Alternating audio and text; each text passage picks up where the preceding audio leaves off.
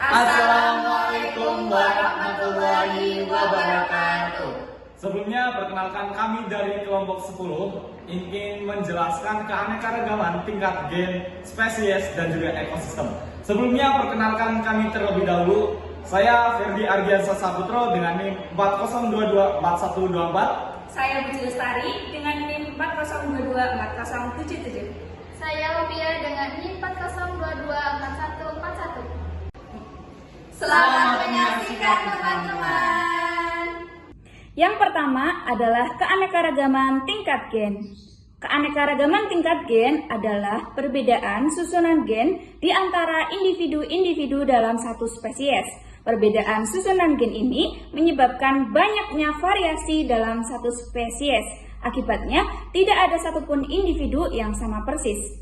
Di sini saya akan melakukan analisis terhadap keanekaragaman tingkat gen, yaitu terong. Yang pertama, ada terong hijau. Yang kedua, ada terong ungu. Yang ketiga, ada terong gelatik atau terong lalapan. Yang pertama yaitu terong hijau. Terong hijau ini memiliki warna hijau dan sedikit mengkilap. Mengapa berwarna hijau? Karena terong ini memiliki gen pengatur klorofil yang lebih dominan. Terong hijau ini memiliki bentuk besar, panjang, lurus, dan tentunya lonjong. Terong ini memiliki rasa yang cenderung lebih pahit. Terong ini sering digunakan oleh para ibu untuk memasak sayur lodeh ataupun tumisan. Terong hijau ketika sudah dipotong memiliki daging yang tebal, bertekstur halus, berwarna putih, dan memiliki biji banyak berukuran kecil. Terong ini mudah menyerap bumbu ketika dimasak dan akan bertekstur lembek ketika dimasak. Yang kedua yaitu terong ungu. Terong ungu memiliki warna ungu mengkilap. Mengapa terong ini berwarna ungu? Karena terong ini tersusun atas gen pigmen antosianin yang menyebabkan terong ini menjadi berwarna ungu. Memiliki bentuk panjang, besar, lonjong, dan sedikit melengkung. Terong ini cenderung memiliki rasa sedikit lebih pahit daripada terong hijau. Terong ini sering digunakan untuk tumisan, sambal, panggangan, atau bakaran. Tekstur dari terong ungu ini memiliki tekstur lembut dengan daging berwarna putih dan biji yang banyak berwarna sedikit putih kekuningan. Yang ketiga yaitu terong gelatik atau terong lalapan. Terong lalapan ini memiliki warna hijau dengan bergradasi atau bercorak putih. Terong ini berbentuk bulat seperti bola pingpong. Terong ini memiliki rasa cenderung lebih manis daripada terong lainnya. Terong ini biasanya digunakan untuk lalapan dicowel bersama sambal. Coba kita potong ya teman-teman. Memiliki daging buah yang bertekstur cukup keras dan tersusun atas biji-biji kecil dan banyak. Biasanya berwarna putih. Karena ini sudah terlalu matang, jadi bijinya sedikit berwarna kuning.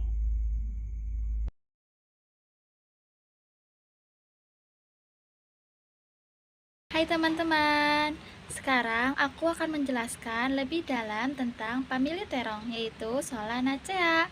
Famili ini sering disebut juga sebagai suku terong-terongan. Anggota keluarga ini banyak banget loh, dan ternyata sering kali kita jumpai di dapur rumah. Beberapa contohnya yaitu ada terong, tomat, cabai, dan kentang. Nah, sekarang kita bahas contoh-contoh tanaman dari famili Solanaceae satu persatu ya. Yang pertama ada terong. Terong biasanya berwarna ungu, hijau, atau putih tergantung gen dan pigmennya. Tanaman ini memiliki bunga ungu berbentuk bintang dan buahnya berdaging. Terong mengandung banyak vitamin B1, B6, dan serat, sehingga baik untuk kesehatan pencernaan. Di Indonesia, terong sering dimasak menjadi sayur lodeh, balado, atau lalapan. Yang kedua, ada tomat. Tomat termasuk buah meskipun sering dianggap sayur. Buahnya berwarna merah atau oranye karena mengandung likopen, yaitu zat antioksidan yang baik untuk kesehatan jantung dan kulit. Tanaman tomat tumbuh tegak dengan daun yang bergerigi halus dan bunga berwarna kuning. Selain dimakan langsung, tomat sering digunakan untuk jus, sambal, dan masakan sehari-hari. Yang ketiga, ada cabai. Cabai adalah tanaman yang menghasilkan rasa pedas karena kandungan capsaicin di dalam buahnya. Bunganya kecil berwarna putih dan buahnya bisa merah, hijau, atau oranye tergantung tingkat kematangan.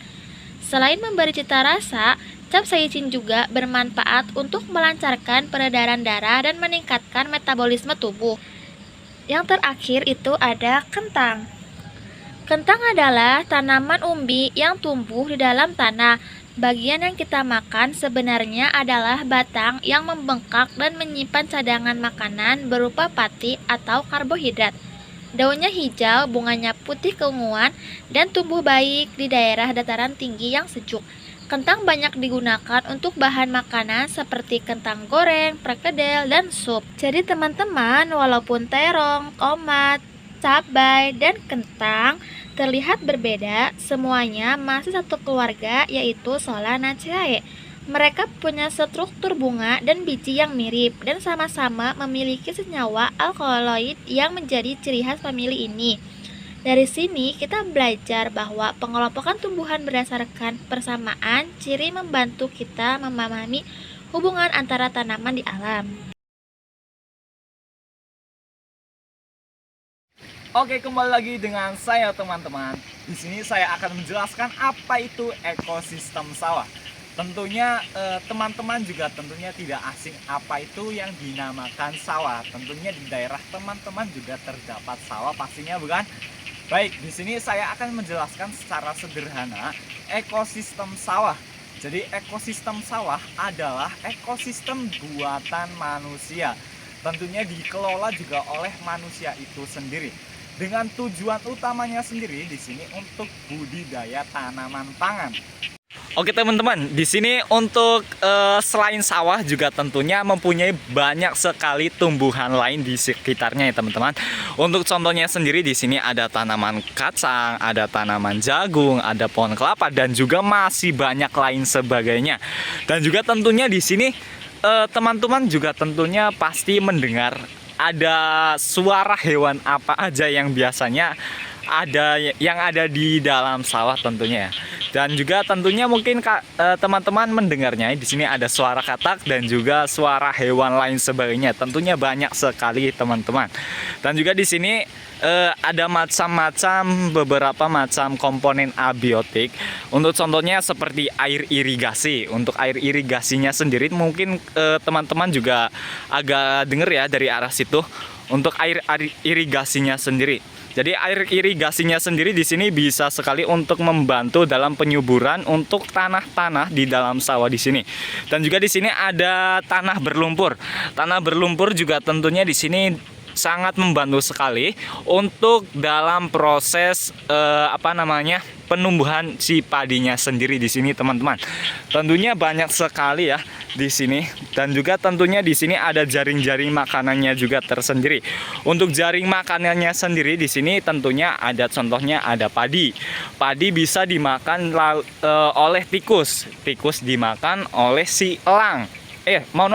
Dimakan oleh si ular dan juga si ular dimakan oleh elang. Itu mungkin beberapa jaring-jaring makanan yang ada di sawah ya teman-teman. Tentunya sangat sangat banyak sekali beberapa macam makhluk hidup yang terdapat di sawah ini teman-teman. Oke teman-teman, di sini selanjutnya ada ekosistem sungai. Jadi ekosistem sungai itu adalah ekosistem alami dan juga sebagai tempat hidup berbagai macam jenis organisme.